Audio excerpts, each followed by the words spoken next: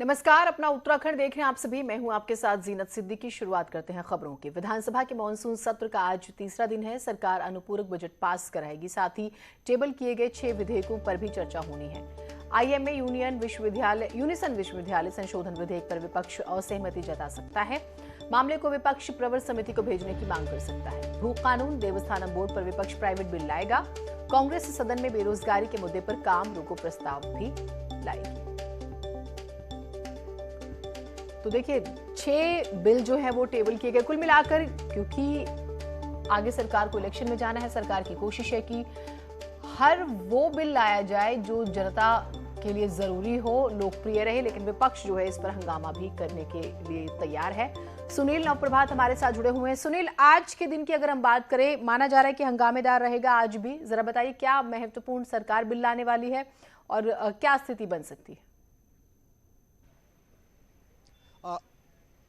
बिल्कुल जिन्नत, अब से कुछ देर बाद सदन की कार्रवाई शुरू हो जाएगी और जो कांग्रेस की रणनीति है कि जैसे ही सदन की कार्रवाई शुरू होगी, कांग्रेस काम रोको प्रस्ताव लाएगी बेरोजगारी के मुद्दे पर। कांग्रेस का कहना है कि सरकार जो दावे करती है बेरोजगारों को रोजगार देने के, वो दावे पूरे हवा हवाई हैं और आज सदन में इस पर काफी गर्माहट देखने को मिल सकती है, क्योंकि सत्ता पक्ष की पुरजोर कोशिश होगी कि वो अपना दावा करे कि उसने कितने लोगों को यहाँ पर रोजगार दिया है। तो वहीं विपक्ष भी पूरे आंकड़ों के साथ, जिस तरह से हमने देखा कि कल भी विपक्ष पूरी रणनीति की तैयारी के साथ, ठोस तैयारी के साथ सदन में पहुंचा था, तो आज भी लगता है कि दोनों ओर से इस पर एक विशुद्ध रूप से एक चर्चा सामने आ सकती है। इसके अलावा 6 महत्वपूर्ण बिल हैं और इनमें से भी एक महत्वपूर्ण बिल जीनत कि जो निकाय और जो प्राधिकरणों में जो स्लम एरिया है, सरकार चाहती है कि उनको अगले 3 साल के लिए एक्सटेंड कर दिया जाए, कि उनका अतिक्रमण ना हटाया जाए, क्योंकि कोर्ट का एक डिसीजन है जिसमें कोर्ट ने कहा है कि जो स्लम एरिया का जो अतिक्रमण है उसको हटाया जाए। तो इससे बचने के लिए करीब 582 ऐसी बस्तियां हैं जिनको अगले 3 साल के लिए सरकार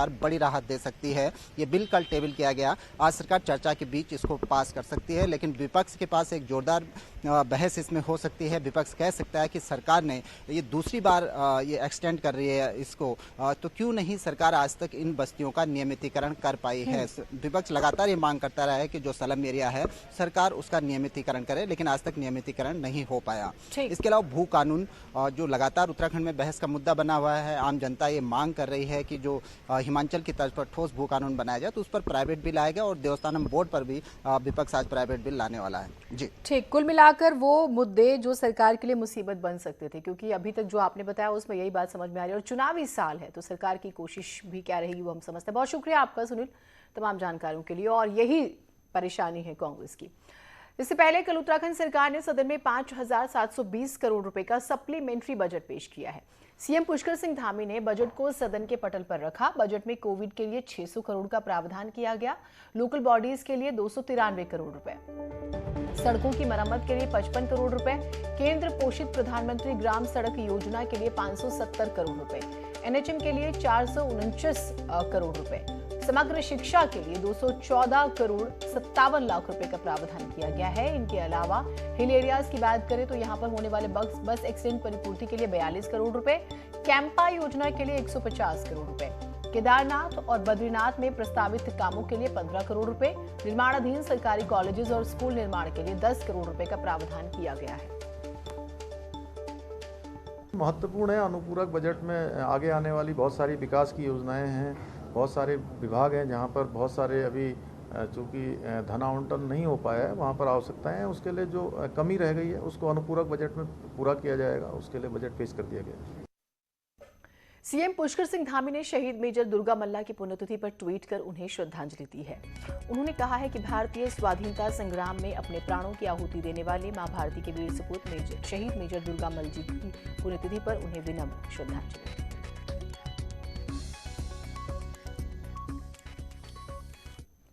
उत्तराखंड विधानसभा में राज्यसभा सांसद अनिल बलूनी की तारीफ हुई है। धारचूला से कांग्रेस विधायक हरीश धामी ने बलूनी की तारीफ की। धामी ने सदन में अनिल बलूनी का उदाहरण दिया, कहा कि देहरादून हाईवे पर मोहंड में मोबाइल कनेक्टिविटी नहीं थी, जिसका बलूनी ने संज्ञान लिया। धामी ने आगे कहा है कि विधायक निधि देने के बाद भी मेरे क्षेत्र में संचार सेवा उपलब्ध नहीं हो रही है और राजनीतिक प्रतिद्वंदिता की वजह से सरकार ने इसे लटकाया हुआ है।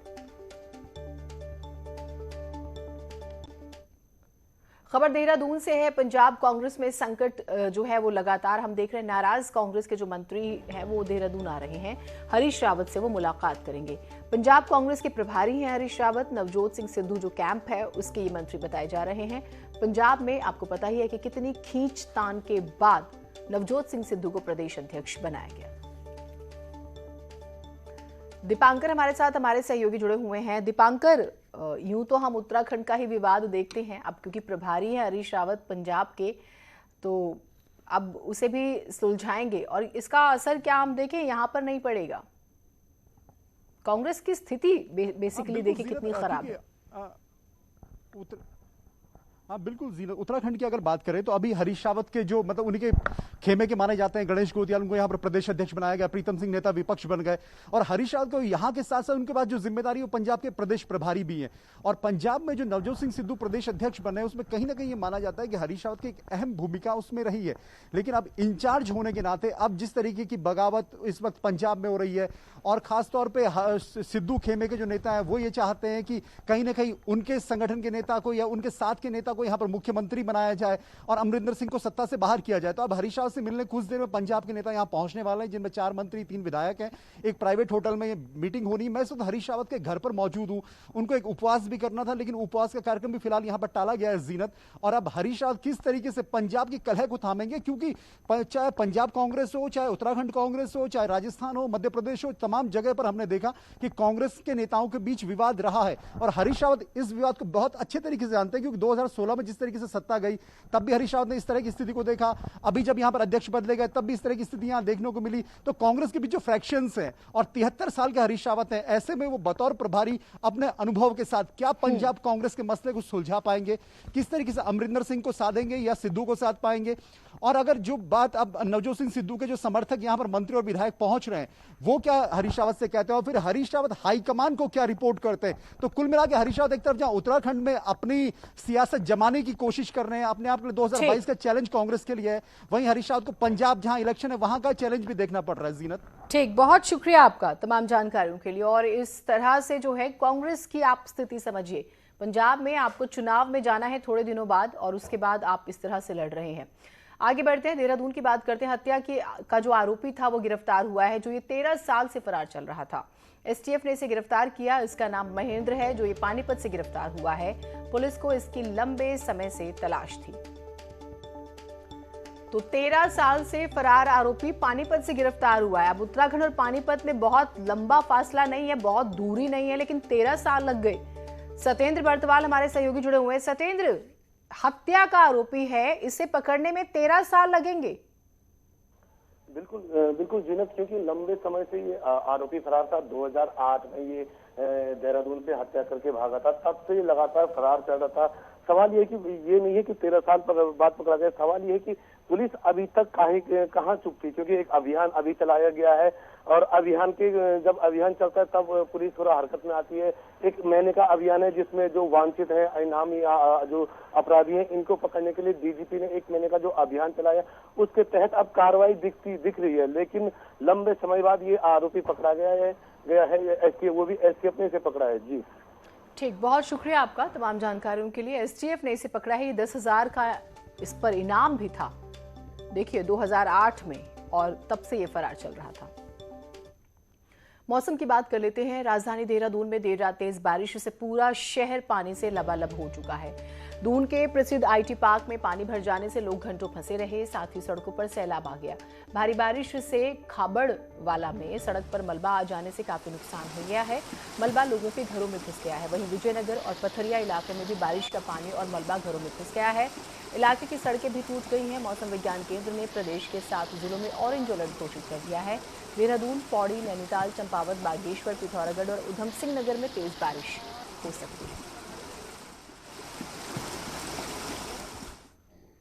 भारी बारिश की वजह से देहरादून के खाबड़वाला, संतला देवी में मलबे के आने की वजह से काफी नुकसान होने का अनुमान लगाया जा रहा है।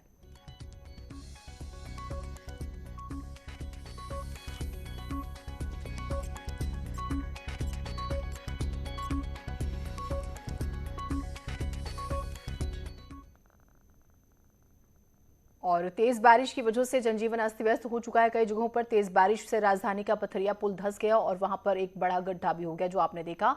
नदी के तेज बहाव से पुल में कई जगह पर दरारें आ गई हैं और फिर प्रशासन ने ट्रैफिक को रोक दिया है।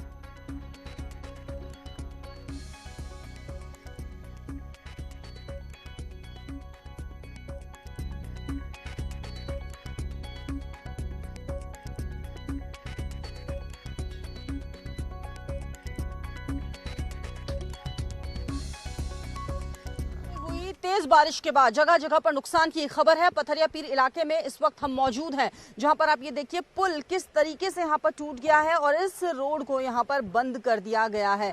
इलाके के लोगों के घरों के कई पुश्ते यहां पर टूट चुके हैं और इस एरिया को यहां पर पूरी तरह से बंद कर दिया गया है। इस पुल में कई जगह पर ये आप देखिए कि दरारें पड़ चुकी हैं और लोगों की गाड़ियां भी यहां पर फंस गई हैं, जिसको लोग निकालते हुए भी नजर आ रहे हैं। देर रात हुई तेज बारिश के बाद ये नुकसान यहां पर हुआ है। कई इलाके जलमग्न हो गए, कई लोगों के घरों में मलबा घुस आया है और अभी भी प्रदेश में इसी तरीके से बारिश रहने वाली है। मौसम विज्ञान केंद्र की तरफ से 7 जिलों के लिए अलर्ट दिया गया है। लोग अभी भी सतर्क रहें क्योंकि तेज बारिश कहर बरपा सकती है। कैमरा पर्सन राकेश रावत के साथ भारती सकलानी, न्यूज़ 18 देहरादून। खबर देहरादून से है। 4 युवकों को करंट लगा है। ये धरना दे रहे युवकों को करंट लग गया। एकता विहार में ये धरना दे रहे थे। सभी को जो है ये जो झुलस गए करंट लगने की वजह से इन्हें भर्ती कराया गया। धरना स्थल पर भगदड़ मच गई। देर रात ये हादसा हुआ दरअसल। तो देहरादून में देर रात हुई बारिश से कई इलाकों में जलभराव की स्थिति उत्पन्न हो गई है। कई लोग फंसे हुए हैं। एसडीआरएफ रेस्क्यू करके उन्हें निकाल रही है। देर रात आईटी पार्क के एसडीआरएफ को फोन आया कि तेज बारिश का पानी घरों में घुसने लग गया है, जिस पर एसडीआरएफ की जो टीम है तुरंत पहुंचती है और लोगों को सकुशल बाहर निकालती है।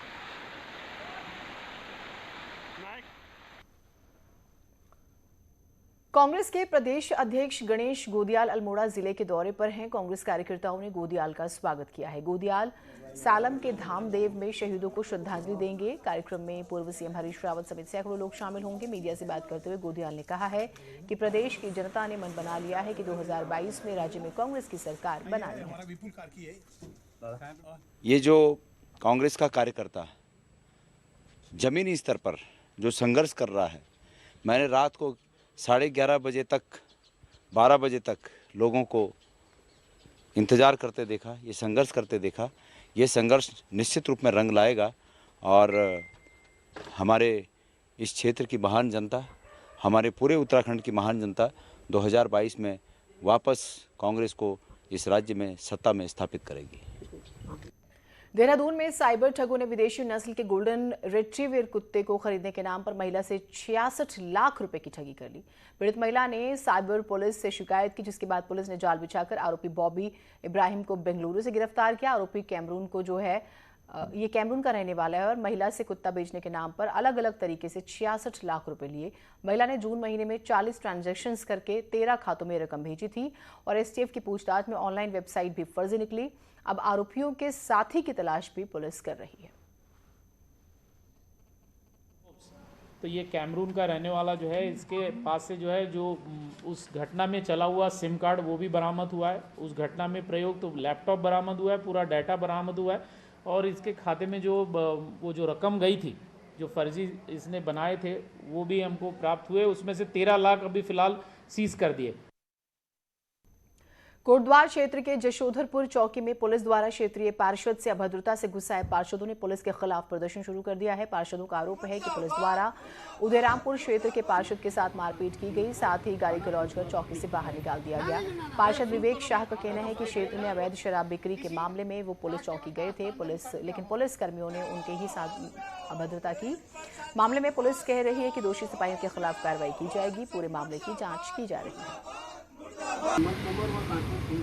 मैंने पुलिस चौकी को मैंने अपने वार्ड में बुलाया था, क्षेत्र में वो आए।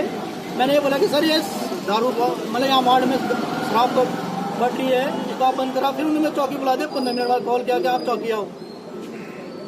तब उन्होंने मेरे सारी हरकत की, मेरे फोन मतलब गेट से खींच के लेके अंदर तक। ठीक है, वो दोनों सिपाहियों की शिकायत चौकी इंचार्ज ने भी की है और पार्षदों ने भी करी है। उस दोनों सिपाहियों को हमने थाना हाजिर करा दिया है और फिलहाल प्रारंभिक जांच के आदेश हो गए हैं। उसमें हो सकता है उनको ट्रांसफर हो जाए। चलिए एक छोटा सा ब्रेक ले रहे हैं, कहीं मत जाइएगा।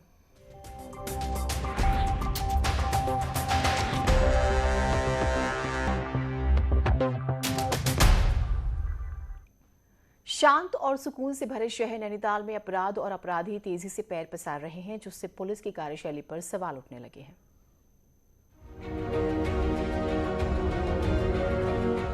तालों के शहर नैनीताल में अपराध तेजी से बढ़ रहा है। शहर में स्मैक तस्करों की संख्या बढ़ रही है, लूटपाट की घटनाएं भी बढ़ रही हैं।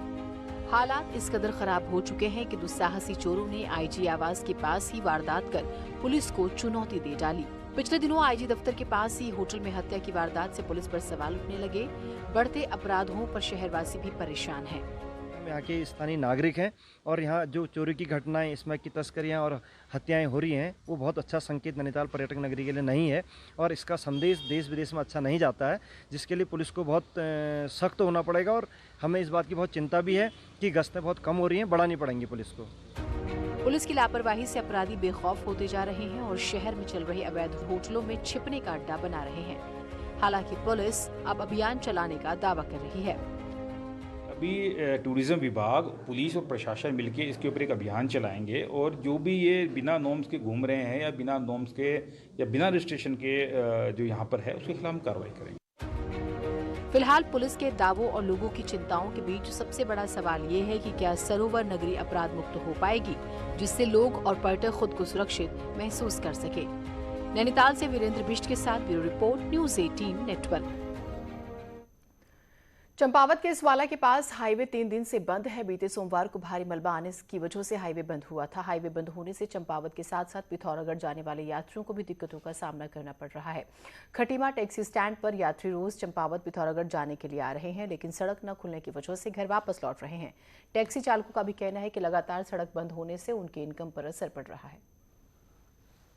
पिथौरागढ़ जाना था, रोजाना आ रहे हैं यहाँ टैक्सी स्टैंड आके फिर वापस घर जा रहे हैं। ये रोड बंद बता रहे हैं, सोला में पिथौरागढ़ जाना था, आ रहे हैं जा रहे हैं, वापसी हो रही है, ये दिक्कत हो रही है।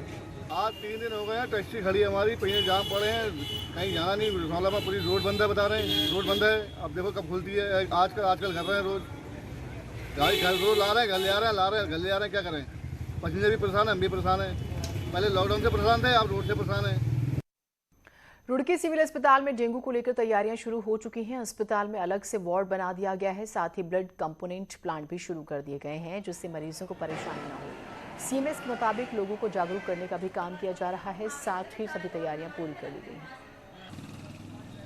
हमारे पास डेंगू की रैपिड कार्ड टेस्ट भी है और एलाइजा टेस्ट भी है, और रैपिड कार्ड में जो भी पॉजिटिव आता है उसका फिर एलाइजा से कन्फर्मेटरी टेस्ट किया जाता है। अभी तक हमारे पास रुड़की हमारे चिकित्सालय के अंदर कोई भी पॉजिटिव केस अभी तक नहीं निकला है, और इसके अलावा और हमारी तैयारी सरकार के द्वारा पूरी कर ली गई है। पिथौरागढ़ में बीते रोज हुई युवक की मौत पर जमकर हंगामा हुआ है। युवक के परिजनों ने थाने के बाहर शव को रखकर घंटों रोड जाम कर दिया। परिवार का कहना है कि मृतक सुमित की हत्या की गई है। सुमित की पत्नी पर हत्या का आरोप लगा है। गुस्साए परिवार वालों ने मामला दर्ज होने के बाद शव को उठाया। पुलिस कह रही है कि पूरे मामले की गंभीरता से जांच की जाएगी और सीसीटीवी फुटेज जो है वो खंगाली जा रही है। मैंने उसको बहुत संभालने की कोशिश करी, लेकिन वो लेडीज नहीं मानी। आज उसने मेरे भतीजे का मर्डर कर दिया है। ऐसी बुरी अवस्था में उसको मारा है, उसके नाखून निकाले, उसके सर में गोद है, उसके जगह जगह से हाथ काटे हैं और वो सिर में चोट है उसकी, और सीधे वो भाग गई।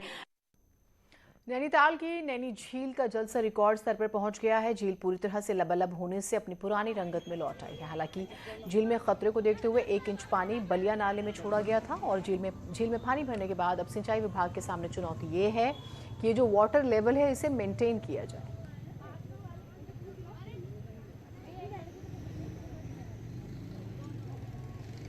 जो इसका उद्देश्य था कि इसको ऑटोमेटिक मोड में ये चले, तो लगभग काफ़ी हद तक हम उस पर सफल भी हुए हैं। और जो छोटी मोटी इस पर परेशानी आ रही है, क्योंकि लगातार जितना हम इसको यूज़ करेंगे नई नई छोटी छोटी चीज़ें समस्याएं आती हैं, उन सब चीज़ों को नोट कर रहे हैं, और वो सब जो हमारा इसका सिस्टम है, सॉफ्टवेयर है, वो सब उसमें जैसे जैसे हम उसको दर्ज करेंगे इम्प्रूवमेंट उसमें होता जाएगा। चलिए इसी के साथ इस बुलेटिन में इतना ही। नजर डाल लेते हैं हेडलाइंस पर। प्रेजेंटेड बाय बेल कोलू, कच्ची घनी सरसों का तेल।